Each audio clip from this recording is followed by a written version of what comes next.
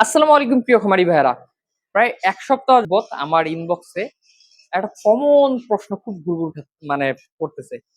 যে প্রশ্নটা আমি পূর্বে অনেকবার পেয়েছি, এই বিষয়ে উত্তরও দিয়েছি, ভিডিও বানিয়েছি। কিন্তু এখন বেশি পাচ্ছি। প্রশ্নটা হলো যে, "ভাই গরু ইনজেকশন ছাড়া মোটা-তাজা করতে পারবো কিনা? আমরা ইনজেকশন করতে পারতেছি না বা ইনজেকশন করতে পারি না। ইনজেকশন ছাড়া গরু মোটা-তাজা হয় কিনা?"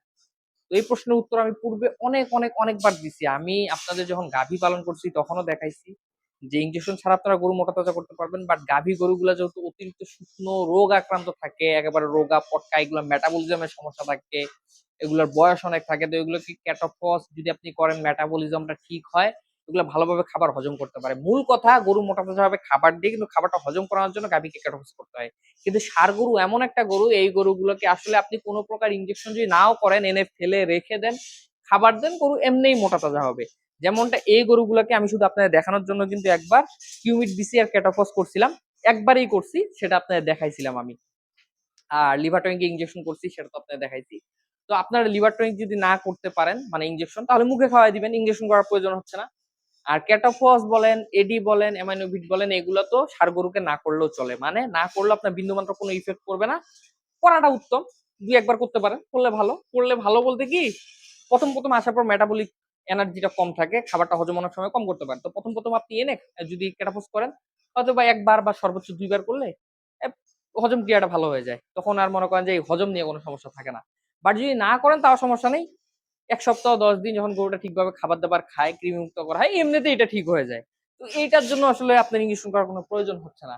এখন আপনার যদি গরুকে সঠিকভাবে কৃমিমুক্ত করতে চান, তাহলে কিন্তু আপনাকে ট্যাবলেটের পাশাপাশি ইনজেকশন করতে হবে। এখন আপনারা যদি আমাকে বলেন যে একেবারে ইনজেকশন না করলে হবে কিনা? একেবারে ইনজেকশন না করলে হবে। কারণ কৃমিমুক্ত ছাড়াও কিভাবে গরু মোটা-তাজা করতে হয় সেটা আমি পূর্বে আপনাদের দেখাইছি। যে আমি ভ্যাকসিনেশন গুলো করতে আমার ১ মাস চলে গেছিল। বাট আমার গরু কিন্তু ১ মাসে পরিবর্তন হয়ে গেছে। অথচ কৃমিমুক্তই আমি করিনি।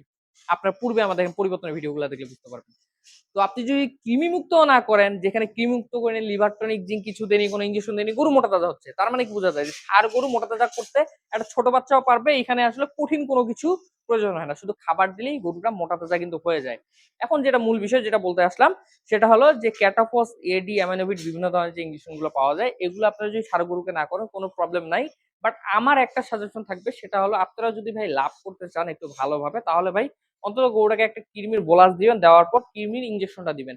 আপনি একেবারে ইনজেকশন না করেন, কোনো সমস্যা নেই। আপনি ইনজেকশন করতে পারেন না, ইনজেকশন করারও দরকার নেই।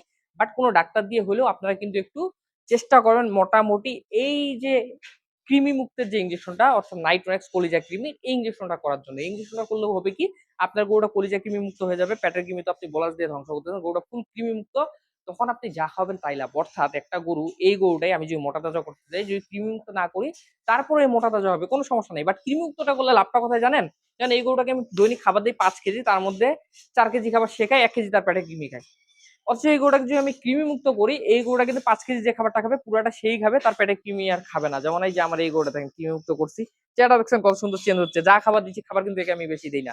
তাই মনে করেন যে ওর পেটে কিন্তু এগুলো জমা হচ্ছে। বাট একে যদি আমি কৃমি মুক্ত না করতাম, তার পেটের ভিতর ভাগ বসাইতে হইলো এসে কৃমি। আর কৃমি যখন ভাগ বসাইতো, তাকে আমি ধরেন যা খাবার দিচ্ছি তার মধ্যে একাংশ কৃমি খেয়ে ফেলতেছে। তো আমার কথা হলো, গরু মোটা তাজা হবে ঠিক আছে, বাট কৃমি থাকলে তার খাবার বেশি লাগবে, কৃমি না থাকলে তার খাবারটা কম লাগবে। এখন আমি যেখানে যদি আমি মোটামুটি ৳৫০ একটা গরুর পিছনে খরচ করি, গরুটা আমার ফুল কৃমি মুক্ত হয়ে যাবে। তারপর আরো যদি ৳২০০ খরচ করি, তার লিভার টনিক, জিঙ্ক ও ৩-৪ দিন করে খাওয়ানো হয়ে যাবে। তো আমি একটা গরুর পিছনে ৳৩০০-৩৫০ যদি খরচ করি, করে যদি আমার দৈনিক যদি ১.৫ কেজি বা ২ কেজি খাবার যদি কম লাগে, ১.৫ কেজি বা ২ কেজি খাবারের দাম হলো আপনার ৳৬০-৯০ বা ৳৮০, যাই হোক। তো আমি ১ম অবস্থায় ৳২৫০-৩০০ খরচ করে আমার যদি প্রতিদিন যদি ৳৯০ বা ৳৮০ যদি বেঁচে যায়, একটা গরু ৯০ দিন থাকলে আমার কিন্তু এখানে মোটামুটি ৳৮-৯,০০০ বেঁচে যাবে। খাবার খরচ বাবদ। তো আমার খাবার খরচ যদি বেঁচে যায় এত টাকা, তাহলে আমি কৃমি মুক্তটা করতে আমি কৃপণতা কেন করব? করার দরকার নেই। এজন্য একটা ডাক্তার দিয়ে হইলেও আপনি কলিজা কৃমি ইনজেকশনটা করে নিবেন, আর মুখে তো পেটের কৃমি মারার জন্য বোলাস খাওয়াবেনই। আইভারমেকটিন টাইভারমেকটিন এগুলা দূরে হাঁটান, এগুলোরও প্রয়োজন নাই। ১ বছরের গরু হইলে ২১ দিন পর আইভারমেকটিনটা করতে পারেন। বাট যদি জাস্ট শুধু বোলাসটা খাওয়ান আর একটা ইনজেকশন, সেটা হলো কলিজা কৃমি, এই একটা ইনজেকশন যদি আপনি করতে পারেন, আপনার গরু মোটা তাজা করতে আর কোনো ইনজেকশনের প্রয়োজন নেই। জাস্ট এই একটা ইনজেকশন লাগবে, আর এটা করতে হবে ভাই। করলে লাভটা আপনারই। আর তারপর আপনি ক্যাটাফস দিলেন না, অ্যামাইনোভিট দিলেন না, এডি দিলেন বা দিলেন না, এটা কোনো ইফেক্ট করবে না। যদি দেন, দিলে হয়তোবা মেটাবলিক ক্ষমতাটা তাড়াতাড়ি বৃদ্ধি পাবে, রুচিটা তাড়াতাড়ি আসবে। ক্যাটাফস করলে গরুর রুচিটা দ্রুত আসে, দ্রুত খাওয়া শুরু করে। নাইলে হয়তোবা ২ দিন ৩ দিন একটু কম খায়, তারপর আস্তে আস্তে বেশি খায়। তো হিসাবটা বরাবর একই। যদি ক্যাটাফোসেডি করেন, হয়তোবা একটা গরু মোটা তাজা আপনি 70 দিনও করতে পারতেছেন, 75 দিনও করতে পারতেছেন। ক্যাটাফোসেডি না করলে হয়তোবা সেই সময়টা 80 দিন 85 দিন লাগে। 5 দিন 7 দিন বেশি লাগে। তফাৎ এটুকুই। মোটা হয়তো বিন্দুমাত্র কোনো সমস্যা হবে না। কিন্তু টাইমে একটু সমস্যা হয়, এই যে 5 দিন 7 দিন আগার পর। 5 দিন 7 দিন আগে করলে ঘুরে ফিরে দেখবেন যে 5 দিন 7 দিনের আপনার খাবার খরচ বেঁচে যায়। অন্যদিকে ক্যাটাফোসেডি করতে ওইখানে আবার ওই সমপরিমাণ খরচটা লেগে যায়। আবার অন্যদিকে ক্যাটাফোসেডি যদি আপনি না করেন, হয়তো 5 দিন 7 দিন বেশি লাগে, খাবার খরচ 5 দিন 7 দিনের বেশি লাগে। অন্যদিকে ক্যাটাফোসেডির যে ইনজেকশনের যে টাকাগুলো এগুলো বেঁচে যায়। ঘুরে ফিরে হিসাব একই। শুধুমাত্র যারা 5 দিন 7 দিন আগে চান তারা ইনজেকশন করবেন। যারা 5 দিন 7 দিন লেট হলে সমস্যা নেই, তারা ইনজেকশন করবেন না। কিন্তু খরচের ব্যাপার সব দিক থেকে সব একই। যা শুধু ওই যে সময়ের ব্যাপারটা। তো 5 দিন 7 দিন আমাদের যদি কোনো ব্যাপার না হয়, আমরা কোনো ইনজেকশন করব না, কোনো সমস্যা নেই। যদি এটা ব্যাপার হয় ইনজেকশন করব, কোনো সমস্যা নেই। বাট গাভী কিনলে ইনজেকশন গুলো করা ভালো, বাট ষাঁড় গরু এগুলো না করলে বিন্দুমাত্র কোনো সমস্যা হবে না। আশা করি আপনার উত্তরগুলো পাইছেন যে মোটামুটি ইনজেকশন ছাড়া গরু মোটা তাজা করা যায় কিনা, যেটা নিয়ে আপনারা অনেকে মানে খুব কনফিউশনে পড়েছিলেন, প্রশ্ন করে করে অবস্থা খারাপ করে ফেলছেন। আশা করি আপনাদের উত্তরটা দিতে পারছি এবং এই উত্তর থেকে আপনারা সন্তুষ্ট হবেন। ভিডিও ভালো লাগলে অবশ্যই আমার চ্যানেল সাবস্ক্রাইব করে রাখবেন, পাশাপাশি ভিডিওতে একটা লাইক দিয়ে রাখবেন। সবাই ভালো থাকবেন, সুস্থ থাকবেন। আসসালামু আলাইকুম।